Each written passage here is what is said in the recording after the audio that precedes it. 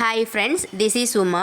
இன்றைக்கி நம்ம சேனலில் நம்ம டிஸ்கஸ் பண்ண போகிற டாபிக் என்ன அப்படின்னா, திருச்செந்தூர் போன எல்லாருக்குமே தெரியும். அங்கே திருச்செந்தூரோட கருவறைக்கு ஆப்போசிட்டில் 2 மயில்களும் மற்றும் ஒரு நந்தி இருக்கும். இது திருச்செந்தூர் கோயிலுக்கு போன எல்லாருமே பார்த்துருப்பீங்க.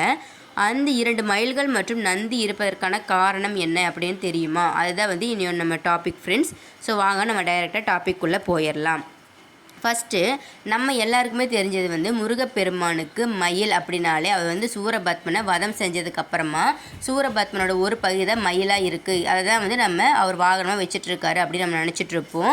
அதுக்கு முன்னாடி பார்த்திங்கன்னா முருகப்பெருமானுக்கு ஃபஸ்ட்டு மயிலோட வாகனமாக அவருக்கு இருந்தது யாருன்னு பார்த்தீங்கன்னா சூரபத்மன் கிடையாது. முருகப்பெருமானோட மனைவியான தேவசேனா அவரோட அப்பா இந்திரன் தான் முருகப்பெருமானுக்கு மயில் வாகனமாக இருந்திருக்காரு. அதுக்கப்புறமா போரில் முருகப்பெருமான் சூரபத்மனை பிளந்து அவரோட வேல் கொண்டு பிளந்த கதை நம்ம எல்லாருக்குமே தெரியும். அவர் வேல் கொண்டு பிளந்து அதில் 2 பகுதியாக பிளவுபட்டு இருக்கும். அதில் ஒரு பகுதி தான் மயிலாவும் இன்னொரு பகுதி சேவர் கொடியாகவும் முருகப்பெருமானோட படத்தில் நம்ம பார்க்குறோம், கோயில்களில் பார்க்குறோம். ஆனால் இந்த சம்பவம் நடக்கிறதுக்கு முன்னாடியே முருகப்பெருமானுக்கு மயில் வாகனமாக இருந்திருக்கு. அது யாருன்னு பார்த்தீங்கன்னா இந்திரன். அதுக்கப்புறமா இந்த நிகழ்ச்சியை தான் நம்ம என்ன பண்ணுவோம்னா சூரசம்ஹாரம் அப்படின்னு சொல்லுவோம். சூரசம்ஹாரம் அப்படின்னா முருகப்பெருமான் அவரோட வேலை கொண்டு சூரபத்மனை 2ஆக பிளந்தார். அதனால் அதை சூரசம்ஹாரம் அப்படின்னு சொல்லுவோம்.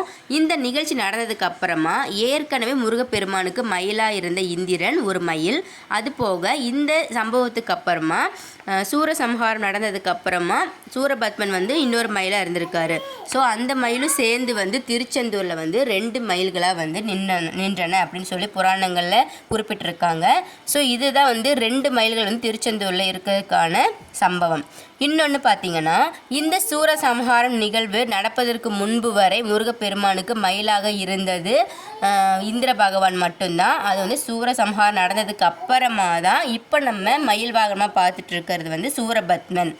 அதுக்கப்புறமா முருகர் சூரபத்மனை வென்ற பிறகு அதுக்கப்புறமா இந்திர பகவானுக்கு உரிய பதவி என்ன அப்படின்னா தேவலோக பதவி. ஸோ அந்த தேவலோகத்தோட தலைமையை அவர் சீராக நடத்துகிறதா அவரோட வேலை. ஸோ அந்த வேலையை இந்திரனுக்கு கொடுத்துட்டு அவர் தேவலோகத்துக்கு முருகப்பெருமானை அனுப்பி வச்சுட்டு இன்னொரு மயிலாக இருந்த சூரனையே இவரோட வாகனமாக அவர் வச்சுக்கிட்டாரு. இன்னொன்று பார்த்திங்கன்னா நந்தி இருக்குது. ஸோ முருகப்பெருமானோட கோயிலில் நந்தி ஏன் இருக்குது? அதாவது இந்த நந்தி மற்றும் மயில்கள், இந்த 2 மயில்கள் மற்றும் ஒரு நந்தி, இந்த 2ம் முருகப்பெருமானோட கோயிலில் ஒரு சேர இருக்கிறது நீங்கள் எந்த கோயிலையும் பார்க்க முடியாது.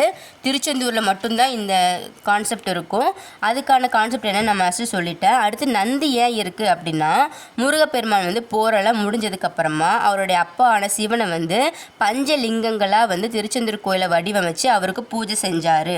அதனால தான் அவரோட அப்பாவோட வாகனம் நந்தி. ஸோ சிவபெருமானாலே நந்தி. எப்படி நம்ம முருகப்பெருமான்னா மயில் அப்படின்னு சொல்கிறோமோ அதே மாதிரி சிவபெருமானுக்கு உரிய வாகனம் பார்த்திங்கன்னா நம்ம எல்லாருக்குமே தெரிஞ்ச நந்தி. ஸோ அவங்க அப்பாவை பூஜை செஞ்ச கோலத்தை காட்டணும், அதை சுட்டி காட்டும் விதமாக தான் திருச்செந்தூரில் 2 மயில்கள் ஃபஸ்ட்டு, அதுக்கப்புறம் நந்தி இருக்குது. இது எங்கே இருக்கும் பார்த்திங்கன்னா கருவறைக்கு ஆப்போசிட்டில் இந்த 2 மயில்கள் மற்றும் ஒரு நந்தி இருக்கும். அப்பா மற்றும் இளைய மகன் இவங்க 2 பேரோட வாகனங்களையுமே இந்த திருச்செந்தூர் கோயிலில் மட்டும்தான் நம்ம பார்க்க முடியும்.